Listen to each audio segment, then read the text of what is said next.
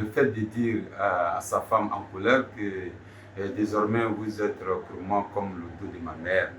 Donc, dans le temps, avant l'islam, c'était une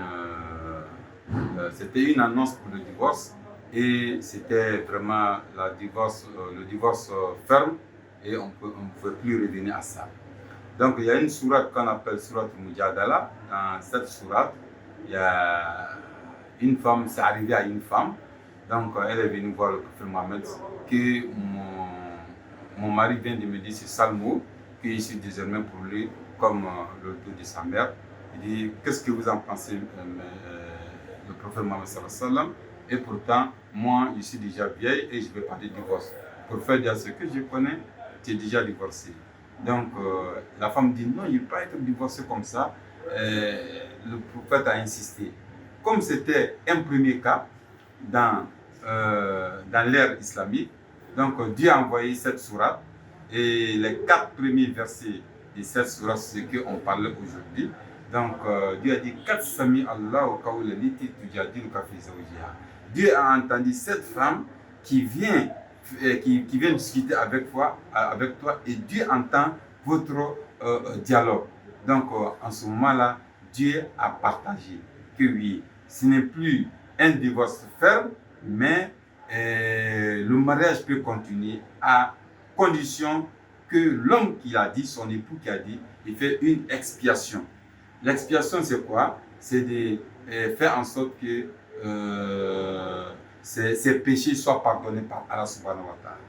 Donc, c'était de faire comprendre les musulmans d'aujourd'hui, parce que les sermons, c'est de faire apprendre aux musulmans toutes les notions islamiques.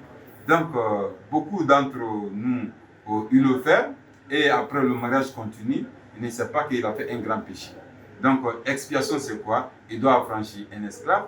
S'il ne trouve pas un esclave, il doit jeûner 60 jours. S'il ne peut pas jeûner 60 jours à cause des maladies, il doit faire à manger 60 pauvres. Sinon, il ne doit pas toucher à sa femme. Sinon, le divorce est fait. À moins que la personne, il a dit ça et il maintient sa parole. Oui, tu es désormais pour moi comme le dos de ma mère, je ne veux plus de toi et c'est le divorce total. Ça, il n'y a pas d'expiation. Mais si il renonce à sa parole et il veut continuer le mariage, donc il doit faire cette expiation qui est déjà ferme.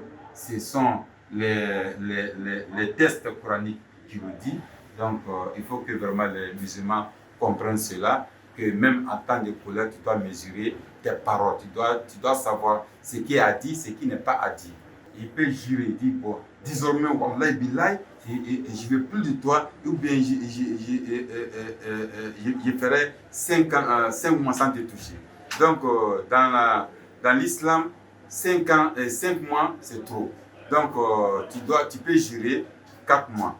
C'est 4 mois seulement tu peux rester sans toucher la femme. Si les 4 mois arrivent, soit tu la touches, soit c'est le divorce. C'est que l'islam ne veut pas garder une femme dans ta chambre et que en punition, plus de 4 mois, tu ne la touches pas, l'islam n'accepte pas. Donc c'est ça qu'on appelle al-ila. Al-ila, c'est de jurer de ne pas toucher à la femme. Donc l'islam te donne jusqu'à 4 mois. 4 mois, tu as juré, tu ne touches pas à ta femme, il n'y a pas de péché, tu continues. Et si tu avais déjà déterminé un moment, tu as dit, jusqu'à 2 mois, je ne vais pas te toucher. Si tu veux la toucher avant 2 mois, tu dois jeûner 3 jours pour faire expiation de ce que tu as juré. Ou bien, tu attends 2 mois. Si 2 mois arrivent, là maintenant, tu la touches, là tu n'as pas de péché, tu continues le mariage. Si tu as fait plus de 4 mois, l'islam te dit non. Donc, c'est ça. Et l'inverse aussi, c'est la même chose.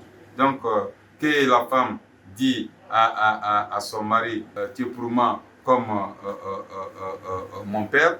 Donc, le mariage, si elle veut renoncer au divorce, donc elle doit faire l'expiation qu'on a dit tout à l'heure, les 3, franchir un esclave 60 jours de jeûne ou bien faire à manger 60 personnes. Ou bien, c'est le divorce total, là, elle n'a plus de péché et ça continue. C'est-à-dire, il faut informer ce que les textes coraniques, les textes des hadiths ont dit. C'est-à-dire, l'islam il faut mieux comprendre. Donc, il y a les mots sales, ça ne se dit pas. Donc, parmi ces mots, ça c'est ça. 2 rakas ne suffit pas. Il faut faire ces expiations qui a été dit par les textes coraniques.